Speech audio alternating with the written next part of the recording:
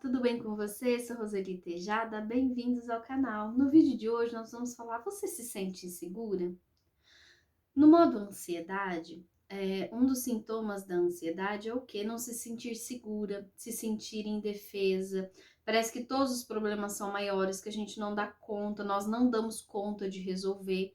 Então, essa insegurança, ela acaba nos trazendo limitações na nossa vida. Nós vamos colocando obstáculos na nossa vida e não vamos conseguindo realizar as atividades que precisam ser realizadas. Então, por exemplo, eu começo a sentir sintomas físicos da ansiedade, as mãos suando, boca seca, o coração acelera. Por quê? Porque na insegurança é como se eu buscasse o tempo inteiro ser validada, o tempo inteiro eu querer ser aceita pelo outro. Por quê? Pelo medo do julgamento, o medo do que o outro vai pensar, tá certo? Querer agradar o tempo inteiro. Só que nisso eu acabo tendo uma postura diferente, porque às vezes eu deixo de ser quem realmente sou para querer agradar o outro. E esse é um ponto importante, porque não se sustenta por muito tempo. É importante a gente trazer para a realidade e começar a perceber o quanto que nós nos limitamos quando nós queremos ser o que o outro quer, o que o outro espera. É importante nós sabermos quem nós somos. Será que eu estou passando a mensagem correta que eu quero passar para as pessoas? Será que a minha postura está deixando transparecer a mensagem que eu quero passar? Isso é muito importante, mas a gente só consegue fazer isso quando a gente começa a se sentir mais segura, donos da nossa existência, como se nós realmente guiássemos a nossa vida. Porque na ansiedade, a pessoa às vezes é guiada pelo medo, pela insegurança, por situações em que ela acha que ela tem que ter o controle total e nem sempre isso acontece. Na ansiedade, a pessoa quer um controle, quer uma certeza onde às vezes não tem. Então é importante sair do modo automático e entender essa realidade. Como eu interpreto a minha realidade? Por quê? No modo ansioso, eu começo a ter um foco no lado negativo. É uma visão túnel, eu começo a olhar só as situações negativas. E isso vai me gerando um alerta.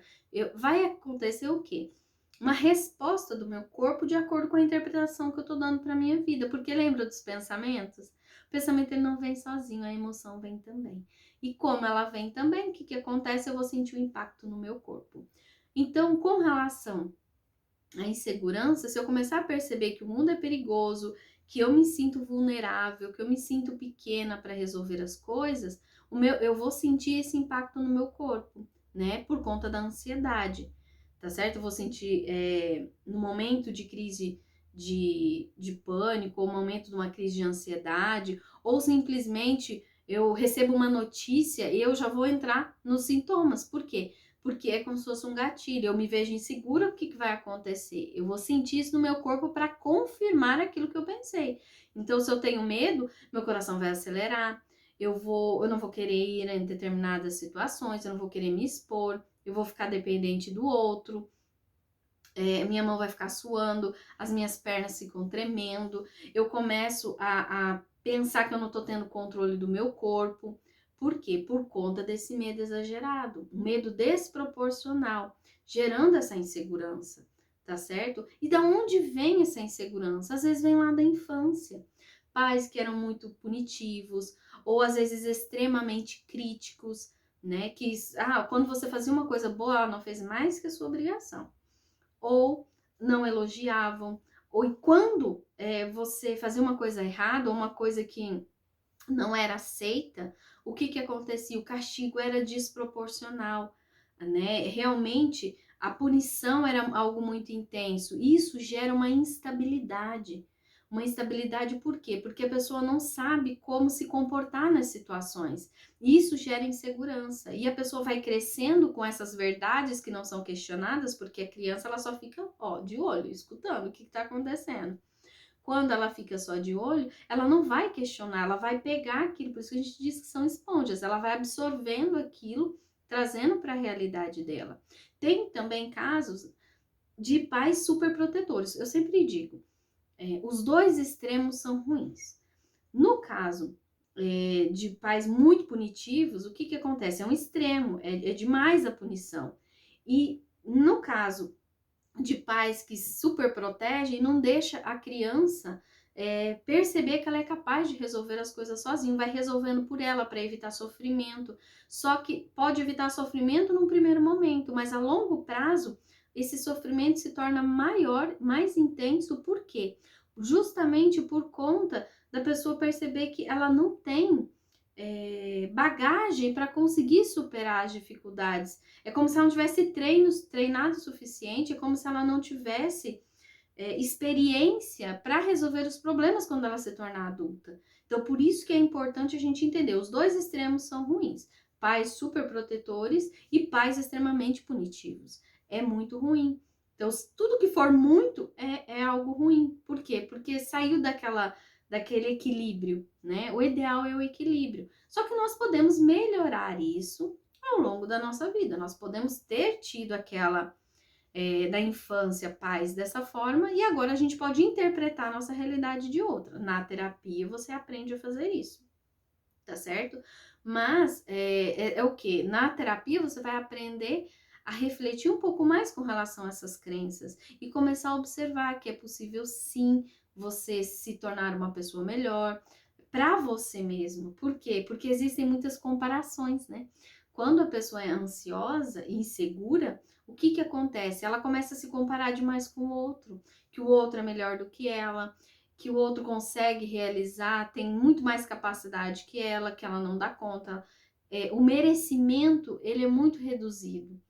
A pessoa se reduz muito. Então, por isso que é importante, quando você vai para terapia, você aprende que não, que esses recursos internos você tem. Então, questionar pensamento, buscar probabilidade, possibilidade disso acontecer, né? Isso ajuda muito a reduzir essa insegurança, buscar o seu padrão de pensamento. Será que eu estou extremamente catastrófica, ou seja, pensando que algo terrível vai acontecer e eu não vou sobreviver? Então, começar a questionar esses pensamentos, porque daí eu me torno menos insegura. Por quê? Porque eu vou olhar as minhas qualidades, minhas potencialidades. Tudo isso está dentro de nós. Basta nós pararmos, sairmos do modo automático e começarmos a questionar, começarmos a perceber que nós temos sim muitas coisas boas, mas para isso nós precisamos nos conhecer. Então, o autoconhecimento, ele é essa ponte para a segurança, né? Para a gente conquistar a segurança em nós, tá certo? Por quê? É como se, através do autoconhecimento, eu me preenchesse comigo mesmo. Aí eu não vou ficar tão preocupado com a opinião do outro, porque é autoexplicativo, é a opinião do outro, não é a minha. E daí eu paro de levar pro lado pessoal quando vem uma crítica. Porque quando a pessoa está muito focada no lado negativo, ela é insegura também, o que que acontece? A pessoa leva muito a sério as críticas que vêm. E ela não confronta essa crítica se faz sentido, se para ela, naquela situação, é coerente essa crítica ou não. Ela só absorve como verdade. E quando vem um elogio, por exemplo, ela duvida, ela não acredita, porque ela está acostumada a focar no lado negativo. Tá vendo o padrão de pensamento? Então, questionar, trazer para a realidade. Por quê? Porque às vezes a gente tem que perceber que alguns padrões, para a gente se sentir mais seguro, menos ansioso, nós vamos ter que abandonar alguns padrões de pensamento, tá certo? Quando você entende isso, você vai aprendendo a lidar com essa insegurança e vai tirando as amarras, as limitações, os obstáculos que nós acabamos trazendo para a nossa vida por conta desses pensamentos. Então, primeiro, questionar pensamento, duvidar desses pensamentos. Lembra que a emoção vai vir só para reforçar aquele pensamento, né? Para deixar ele mais real, mas tem que trazer a única realidade. A única verdade é quando você traz o pensamento para a realidade e vê se ele pode acontecer, baseado na realidade. Então, esse filtro, ele é muito importante com relação aos pensamentos. Nem tudo que nós pensamos é real. Quando a gente faz isso, nos ajuda a deixar menos inseguro e começar a olhar um exercício bacana que pode ser feito também, que eu vou deixar aqui, para que você comece a todo dia escrever uma coisa boa que aconteceu no seu dia.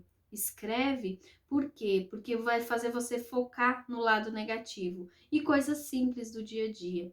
né? Situações simples, mas que vão mostrando quem você é realmente, o quanto que você consegue, quanto que você dá conta de resolver as dificuldades ou as situações, tá certo? Muito obrigada por ter ficado comigo até aqui e até o próximo vídeo.